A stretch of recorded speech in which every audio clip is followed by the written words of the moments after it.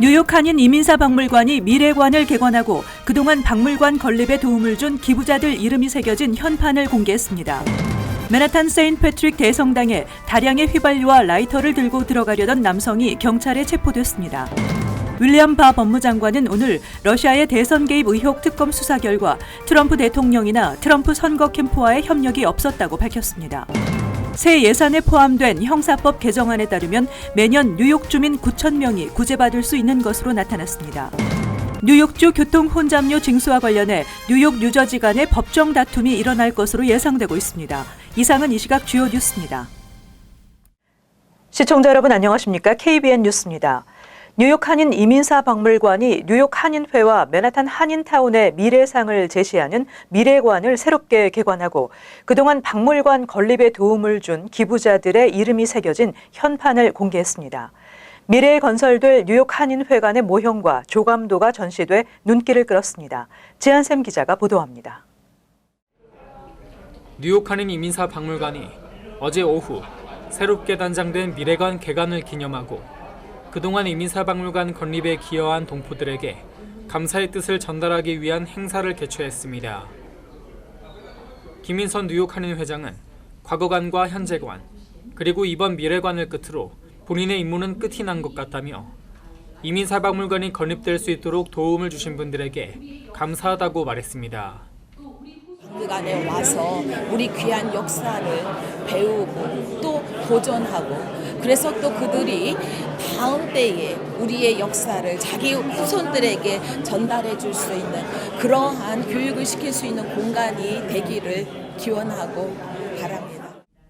어제 행사에서는 이민사박물관을 위해 40년 동안 수집해온 역사자료 120여 점을 기부한 이재록 씨와 2202부를 기부한 한영강 목사, 그리고 그동안 재능 기부와 각종 지원을 아끼지 않은 은갑선 미동부 국악협회장과 김정미 민요협회장이 감사패를 전달받았습니다.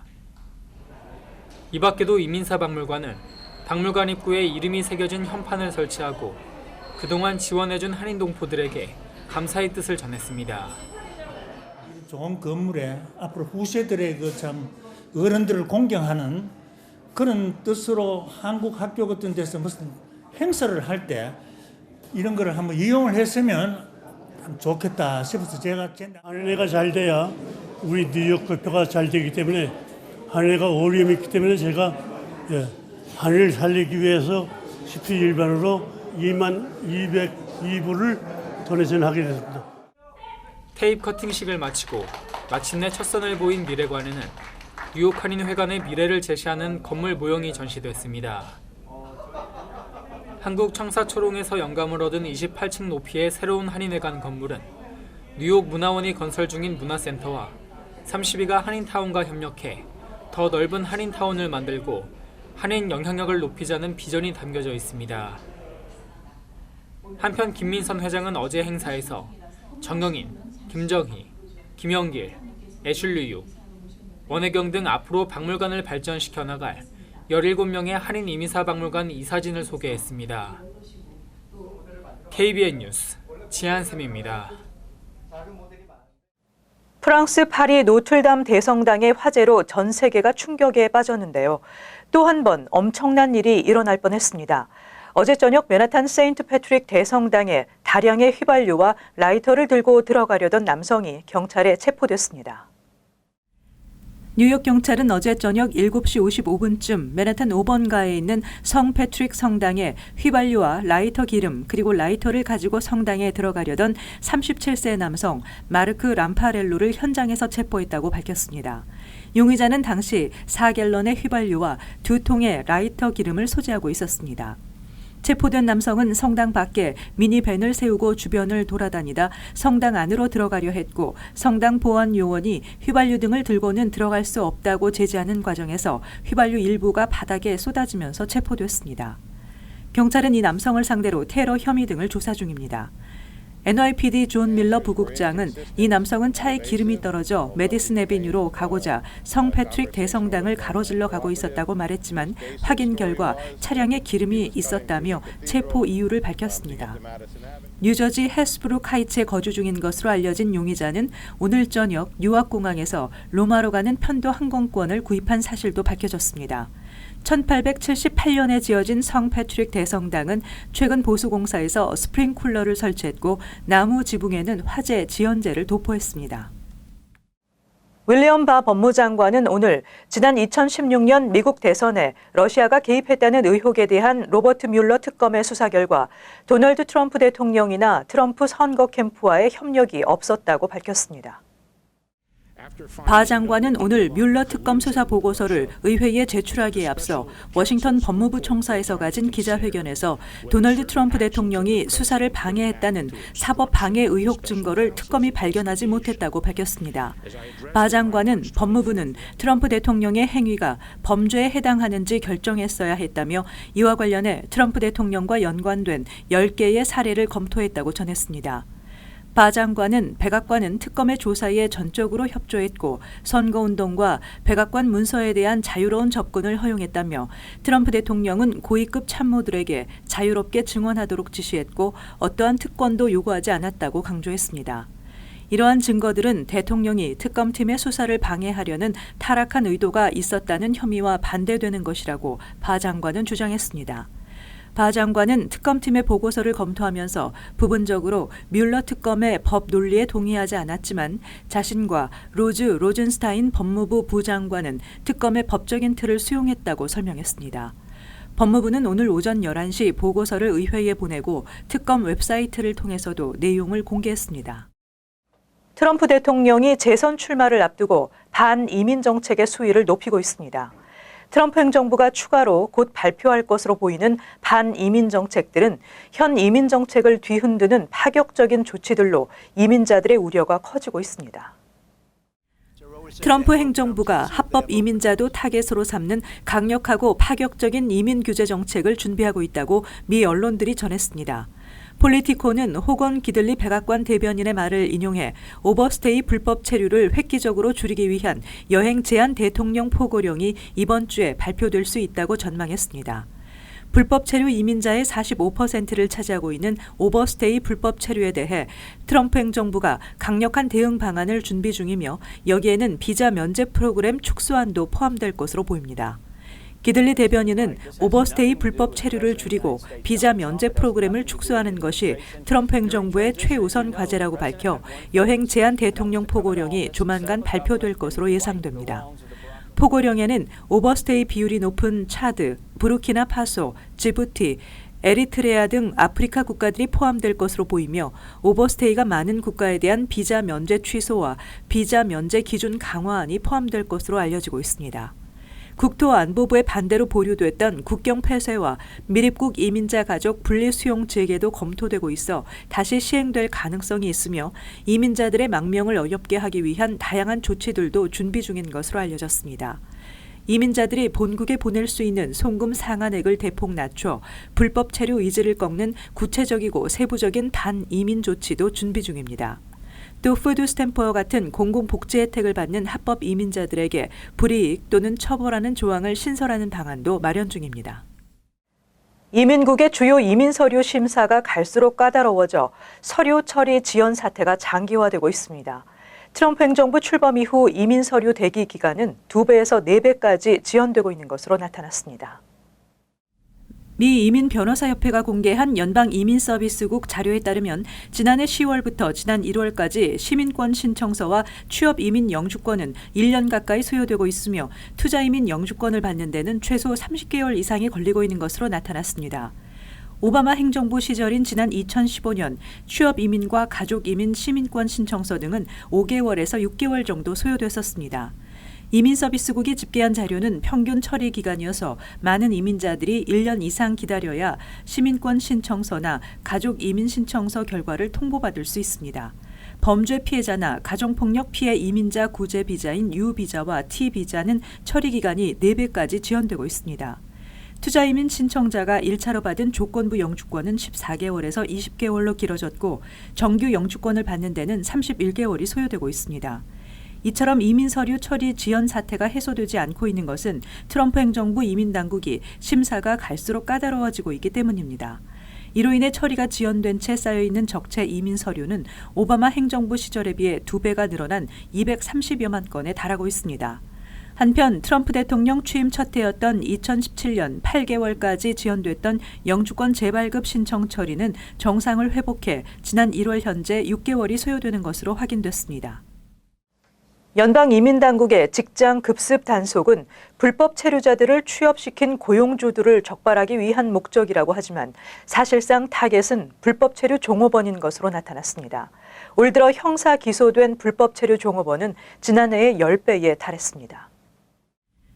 연방이민세관 단속국은 2018 회계년도 전국에서 5,981건의 직장 내 불법 체류자 고용 단속을 실시해 779명을 형사 기소했지만 이 중 업주는 121명으로 16%에 그친 반면 종업원은 전체의 무려 84%인 658명에 달했다고 샌디에고 유니온 트리뷴이 보도했습니다.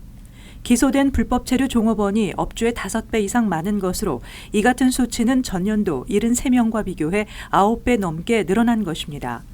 지난해 형사체포보다 낮은 행정조치에 취해진 종업원도 1,525명으로 전년도 172명보다 8배가 늘었습니다. ICE 수사관들은 종업원들의 신분을 I-9 고용 자격 확인서 서류와 일일이 대조하는 방식으로 불법 체류 신분 직원을 색출하고 있는데 이 같은 불법 체류자 단속에 한인 운영 업소들도 포함돼 300여 명의 불법 체류 신분 직원들이 무더기 체포됐습니다. 한편 로렌 맥 ICE 대변인은 고용주가 불법 체류 종업원을 알면서 고의로 고용했다는 것을 증명하는 것은 시간이 오래 걸리고 복잡하기 때문이라며 불법 체류 종업원을 타겟으로 하는 것은 아니라고 밝혔습니다. 뉴욕주 2019-2020 회계년도 예산에는 형사법 개정안이 포함되어 있는데요. 이 개정안에 따르면 매년 뉴욕 주민 9,000명이 구제받을 수 있는 것으로 나타났습니다. 새 회계년도 예산에 포함된 뉴욕 주민 보호를 위한 일일 법안이 매년 주민 9,000명을 구제시킬 수 있다고 WSF4 라디오가 어제 보도했습니다. 연방이민법은 1년 이상 징역형을 받을 수 있는 범죄의 유죄가 확정되면 영주권자라도 추방 대상이 되는데 형사법 개정으로 A급 경범죄 전과자의 최고 형량이 1년인 365일에서 364일로 하루 줄어 추방 대상 이민자가 대폭 줄게 됐습니다. 법안의 공동 발의자 제시카 라모스 주 상원의원은 형사법 제정으로 매년 9,000명의 주민들을 추방으로부터 보호하고 미국에 남을 수 있을 것으로 기대한다고 전했습니다. 한편 새 회계년도 예산에는 경범죄와 비폭력 범죄자에 대한 현금 보석금 제도를 폐지하고 재판 속도를 가속화하는 등의 사법 개혁이 포함돼 함께 통과됐습니다. 뉴욕주 교통 혼잡료 징수에 대해 뉴저지주가 크게 반발하며 대응 마련에 나서고 있는 가운데 대부분의 뉴저지 정치인들은 소송을 꼽고 있어 뉴욕 뉴저지 간의 법정 다툼이 일어날 것으로 예상되고 있습니다. 뉴저지 정치인들은 맨하탄 교통 혼잡료는 뉴저지 주민들에게 불공평한 처사라며 대응 방안을 마련 중입니다. 주의회 일부 의원들은 뉴저지 주민이 뉴욕주로 건너가기 위해 톨을 낸 뒤 또다시 통행료를 부과받는 것은 불법이라고 주장했고 뉴욕시장은 뉴요커가 뉴저지로 들어올 경우 마찬가지로 교통 혼잡료를 받자고 제안한 바 있습니다. 또 조시 고티머 연방 하원 의원은 뉴욕주에 뉴저지 주민을 배려하라는 압력을 가할 법안을 준비 중인 것으로 알려졌습니다. 그러나 많은 정치인들이 뉴욕주 교통 혼잡료에 대한 가장 확실한 대응 방안으로 소송을 꼽고 있어 이웃주 간의 법정 다툼이 일어날 것으로 예상됩니다. 머피 주지사도 뉴저지 주민이 2번이나 톨을 내는 일은 없게 할 것이라는 뜻을 밝혔습니다. 한편 쿠오모 주지사는 교통 혼잡료가 시행되면 그 누구든지 맨하탄 60스트리트 남쪽에 진입하면 통행료를 내게 될 것이라며 뉴저지 정치인들의 공격을 일축했습니다. 메트로폴리탄 교통공사 이사회 통계에 따르면 현재 주중 맨하탄으로 운전해서 가는 뉴저지 주민은 하루 평균 11만 5천여 명으로 이는 교통 혼잡료가 적용되는 맨하탄 60스트리트 남쪽을 운행하는 88만여 명 운전자의 13%에 해당됩니다.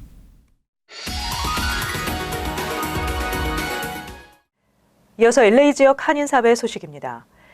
LA를 비롯한 남가주 지역의 평균 가솔린 가격이 멈출 줄 모르고 치솟고 있습니다.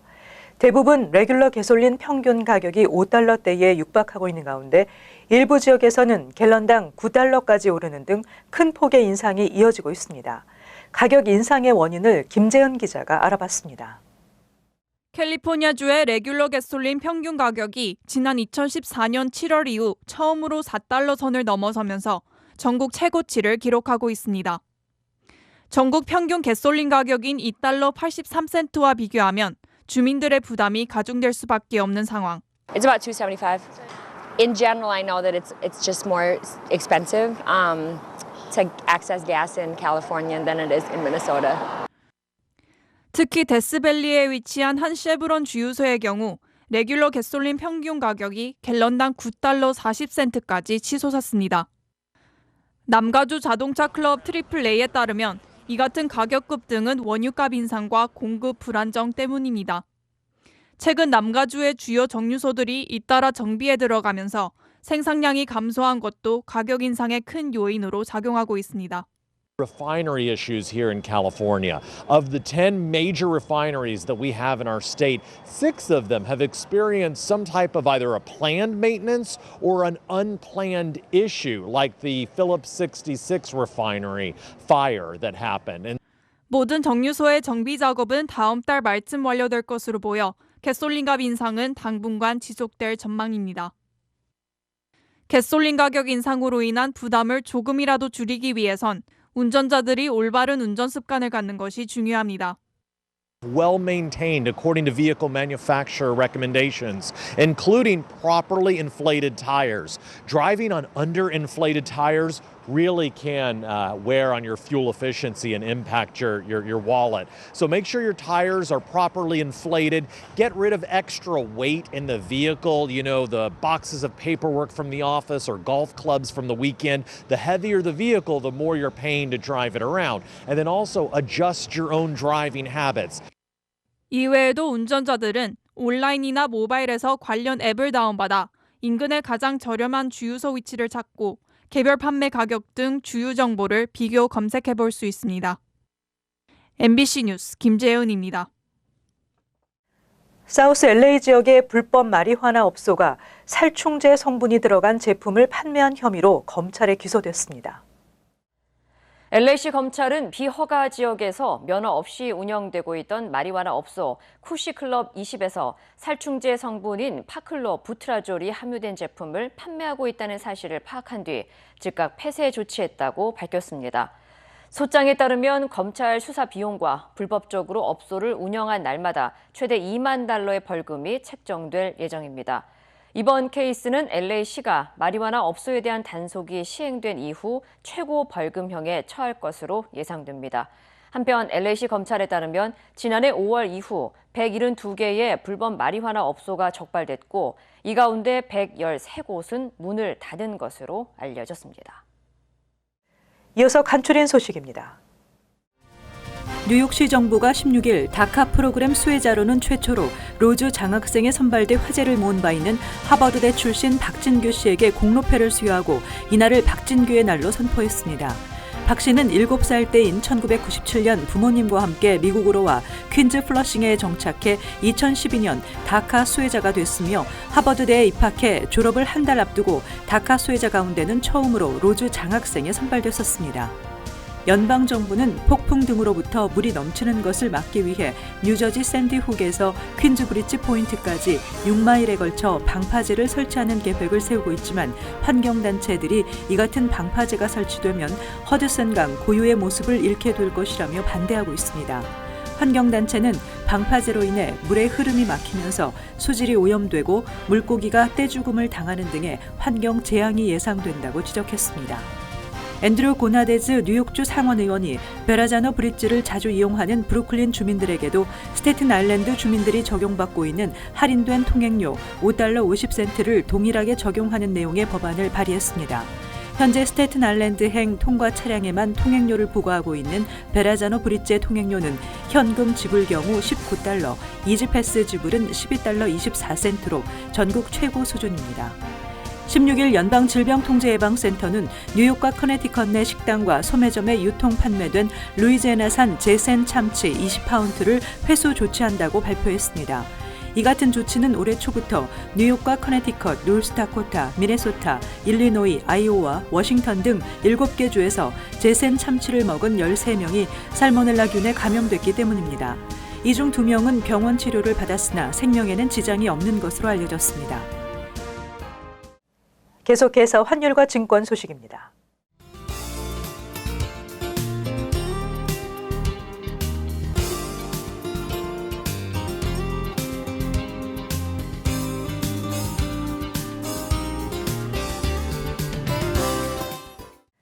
끝으로 날씨 전해드립니다. 금요일은 흐리고 몇 차례 비가 예상됩니다. 낮 최고 기온은 71도, 섭씨 영상 22도, 밤 최저 기온은 61도, 섭씨 영상 16도 예상됩니다. 토요일 비와 소나기 내리겠습니다. 일요일 역시 몇 차례 비가 예상됩니다. 이상으로 KBN 뉴스를 마칩니다. 시청해주신 여러분 고맙습니다.